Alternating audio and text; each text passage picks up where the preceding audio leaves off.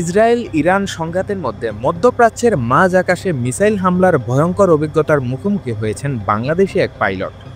এনাম তালুকদার নামে সেই পাইলট বর্ণনা করেছেন তার ভয়ঙ্কর অভিজ্ঞতা। তিনি জানান, হজরত শাহজালাল আন্তর্জাতিক বিমানবন্দর থেকে রিয়াদের উদ্দেশ্যে বিমান বাংলাদেশ এয়ারলাইন্সের একটি ফ্লাইট যখন রাত 2:15 উড্ডয়ন করে, তখন আকাশ শান্ত ছিল, আবহাওয়া অনুকূল ছিল। ককপিটের দায়িত্বে ছিলেন বিমানের ফ্লাইট সেফটির প্রধান ক্যাপ্টেন এনামুল হক এবং তার পাশে ছিলেন copilot Rafsan Riyad. Captain Enamul স্মরণ করেন, ভারত, ওমান এবং সংযুক্ত আরব আমিরাতের আকাশসীমা পেরিয়ে আমরা বাহরাইনের দিগন্তের কাছাকাছি পৌঁছালাম। স্থানীয় সময় তখন ভোর 5টা। 40,000 ফুট উচ্চতায় পৃথিবী দেখতে সব সময় অসাধারণ লাগে, কিন্তু সেই অনুভূতি দ্রুতই মিলিয়ে গেল। তার পরিবর্তে নেমে এলো আতঙ্ক ও ভয়, কারণ আমরা সম্পূর্ণ অপ্রত্যাশিত কিছু দেখলাম।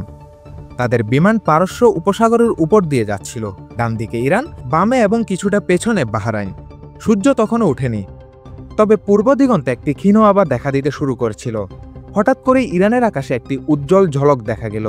প্রথমে এনামুল ভেবেছিলেন এটি হয়তো কোনো নিয়মিত সামরিক মহড়ার অংশ, কিন্তু মুহূর্তের মধ্যেই তিনি এবং তার কো পাইলট দেখতে পেলেন ক্ষেপণাস্ত্র। ডজন ডজন, এমনকি তারও বেশি ক্ষেপণাস্ত্র দ্রুত গতিতে একের পর এক পশ্চিম দিকে ছুটে যাচ্ছিল। আমার কো পাইলটও হতবাক হয়ে গিয়েছিল। আমরা অবিলম্বে আমাদের উড্ডয়নের রুট পর্যালোচনা করতে শুরু করলাম। একটি প্রশ্ন আমার মনে বারবার ঘুরপাক খাচ্ছিল, যদি সেই ক্ষেপণাস্ত্রগুলির মধ্যে একটিও যদি পথচ্যুত হয়, এই চিন্তাই আমার মেরুদণ্ড দিয়ে ঠান্ডা স্রোত বইয়ে দেওয়ার জন্য যথেষ্ট ছিল।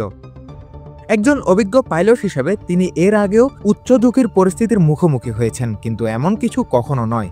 আকাশ জুড়ে জ্বলন্ত তীর ছুটে যাচ্ছে, আমাদের বিমান থেকে মাত্র কয়েক মাইল দূরে। মধ্যপ্রাচ্যের আকাশসীমা আর কেবল একটি ট্রানজিট করিডর নয়, এটি একটি বিতর্কিত এবং সম্ভাব্য বিপজ্জনক অঞ্চলে পরিণত হচ্ছে। সৌভাগ্যবশত যাত্রীরা তারা যে বিপদের মধ্য দিয়ে অজান্তে পার হয়ে এসেছেন তা জানতে পারেননি। আমরা নিরাপদে অবতরণ করতে পেরেছিলাম, কিন্তু প্রশ্নটি এখনও আমার মনে ঘুরপাক খাচ্ছে, আমরা যে আকাশে উড়ি তা কতটা নিরাপদ? শাহরিয়ার তৌসিফ, দৈনিক সমাচার।